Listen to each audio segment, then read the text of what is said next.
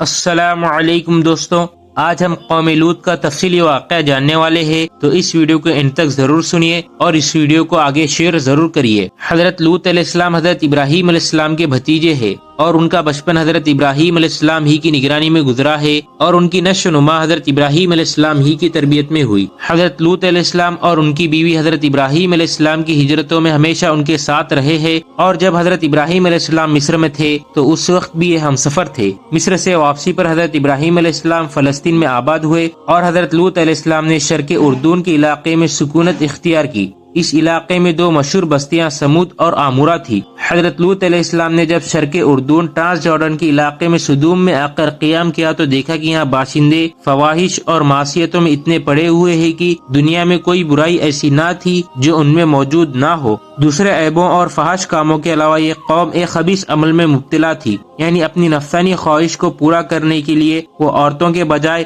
مرد لڑکوں سے اختلاط کرتے تھے۔ دنیا کی قوموں میں اس وقت تک اس عمل کا قطعی رواج نہ تھا۔ یہی بدبخت قوم ہے جس نے اس ناپاک عمل کی ایجاد کی، اور اس سے بھی زیادہ شرارت، خباثت اور بے حیائی یہ تھی کہ وہ اپنی بدکاری کو عیب نہیں سمجھتے تھے اور اعلانیہ فخر و مباحت کے ساتھ اس کو کرتے رہتے تھے۔ اور یاد کرو لوط علیہ السلام کا واقعہ، جب اس نے اپنی قوم سے کہا کیا تم ایسے فحش کاموں میں لگے ہوئے ہو جس کو دنیا میں تم سے پہلے کسی نے نہیں کیا، یہ کہ بے شک تم عورتوں کے بجائے اپنی شہوت کو مردوں سے پوری کرتے ہو، یقیناً تم حد سے گزرنے والے ہو۔ ان حالات میں حضرت لوط علیہ السلام نے ان کو ان کی بے حیائیوں اور خباثتوں پر ملامت کی اور شرافت اور طہارت کی زندگی کی طرف رغبت دلائی، اور نرمی کے ساتھ جو ممکن طریقے ہو سکتے تھے ان سے ان کو سمجھایا، اور پچھلی قوموں کی بدعمالیوں کے نتیجے بتا کر عبرت دلائی، مگر ان پر بالکل اثر نہ ہوا، بلکہ کہنے لگے لوط علیہ السلام کی قوم کا جواب اس کے سوا کچھ نہ تھا کہ کہنے لگے ان لوط علیہ السلام اور ان کے خاندان کو اپنے شہر سے نکال دو، یہ بے شک بہت ہی پاک لوگ ہیں، بے شک یہ پاک لوگ ہیں۔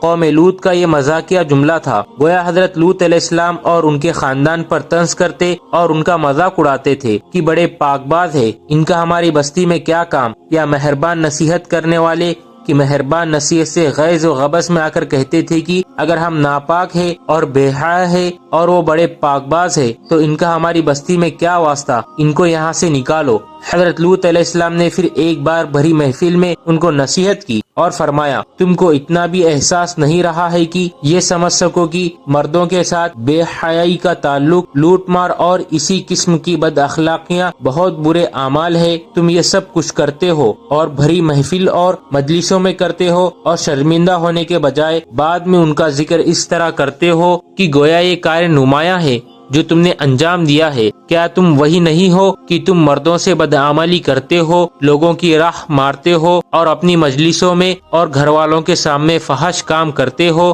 قوم نے اس نصیحت کو سنا تو غم و غصے سے تل ملا اٹھی اور کہنے لگی لوط علیہ السلام بس یہ نصیحتیں اور عبرتیں ختم کر دیجئے، اور اگر ہمارے ان اعمال سے تیرا خدا ناراض ہے تو وہ عذاب لا کر دکھا جس کا ذکر کر کے بار بار ہم کو ڈراتا ہے۔ اگر تو واقعی اپنے قول میں سچا ہے تو ہمارا اور تیرا فیصلہ اب ہو جانا ہی ضروری ہے۔ بس اس لوط علیہ السلام کی قوم کا جواب اس کے سوا کچھ نہ تھا کہ کہنے لگے تو ہمارے پاس اللہ کا عذاب لے آ اگر تو سچا ہے۔